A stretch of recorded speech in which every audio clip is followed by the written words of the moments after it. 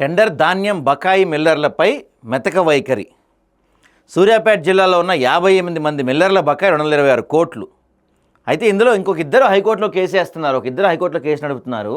ఆ ఇద్దరి బకాయిలే దాదాపుగా 300 కోట్లు. టాప్ 10 బకాయి మిల్లర్ల వద్ద 150 కోట్లు. 3 ఏళ్లు గడుస్తున్నా సెటిల్మెంట్ చేయని వైనం. సివిల్ సప్లై మంత్రి సొంత జిల్లాలోనే భారీ బకాయిలు. ప్రస్తుత సీజన్లో మళ్ళీ వీళ్ళకే సీఎంఆర్ ధాన్యం కేటాయించిన దుస్థితి అంట. ఎంత దారుణం చూసారా? ఒక్కొక్కళ్ళు ఇన్నిన్ని కోట్లు పెండింగ్ ఉంటే మళ్ళీ వాళ్ళకే తీసుకెళ్ళి సీఎంఆర్ కేటాయించారంట. దీన్ని సీఎంఆర్ ధాన్యాన్ని మళ్ళీ వాళ్ళకే కేటాయించడం అంటే ఎంత దీనస్థితిలో ఉందో ఆలోచించండి. అందులో ఒక ఇద్దరైతే ఏకంగా 300 కోట్లు కట్టాలి. వాళ్ళు కోర్టులో హైకోర్టులో కేసులు అంటున్నారు, పెద్ద పెద్ద లాయర్లను పెట్టి. పాపం గవర్నమెంట్ ఏమో పేదది కదా, గవర్నమెంట్ ఏమో పెద్ద బడా లాయర్లను పెట్టి బలంగా దీనిపైన వాదనలు వినిపించట్లేదు. వాళ్ళ దగ్గర డబ్బులు ఉంది కదా, బలమైన వాదనలు వినిపిస్తున్నారు కోర్టులో. దాదాపు 3 ఏళ్ళ నుంచి ఎటువంటి యాక్షన్ లేదు, ఎటువంటి రికవరీ లేదు.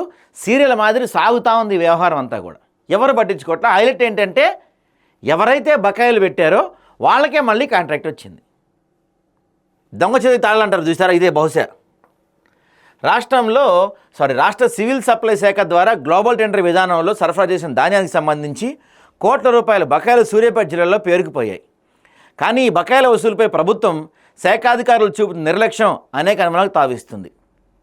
అధికారుల ఉదాసీనత వల్ల ఇక్కడ కొంతమంది మిల్లర్లు ప్రభుత్వ ఆదేశాలను బేఖాతరు చేసిన స్పష్టమవుతుంది. సూర్యాపేట జిల్లాలో 2022 సంవత్సరం చెందిన గ్లోబల్ టెండర్ ద్వారా ధాన్యం తీసుకున్న 58 మంది రైస్ మిల్లర్లు ప్రభుత్వానికి గడిచిన జూన్ 30 వరకు అధికారిక లెక్కల ప్రకారం ఇంకా 226 కోట్ల మేర బకాయిలు చెల్లించాల్సి ఉంది. ఈ బకాయిలు గత 3 సంవత్సరాలుగా పెండింగ్లోనే ఉంది. వాళ్ళపైన ఎటువంటి చర్యలు లేవు, రికవరీ లేదు. దానికి ఇంట్రెస్ట్ వేసుకుంటేనే ఇంకా చాలా వద్దు కదా. 3 సంవత్సరాల నుంచి పెండింగ్ ఉందండి అది. అదే చిన్న వాళ్ళపై మాత్రం అయితే ఉక్కుపాదం మోపుతారు, జేసీబీలు వేసుకెళ్తారు. చిన్న వాళ్ళపైన, బడా వాళ్ళపైన మాత్రం చూసి ఉండదు లేస్తారు.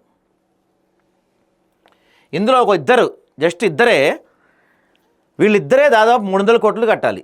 చట్టపరమైన వివాదాల పేరుతో చెల్లింపులు నిలిచిపోయినప్పటికీ ప్రభుత్వం తరపున బలమైన వాదనలు, వేగవంతమైన రికవరీ చర్యలు కనిపించిన విమర్శలు వెల్లువెత్తున్నాయి.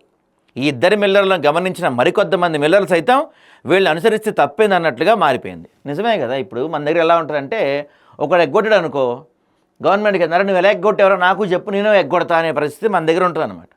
సో వీళ్ళిద్దరు 300 కోట్లు ఎగ్గొడితే నాకు పోయింది, ఏం బీకలైపోయింది గవర్నమెంట్, మనం కూడా అదే దారిలో ఎగ్గొడితే ఏం చేసి తెలియదు గవర్నమెంట్ అనే ఒక ధైర్యం వీళ్ళలో వస్తుంది అనమాట.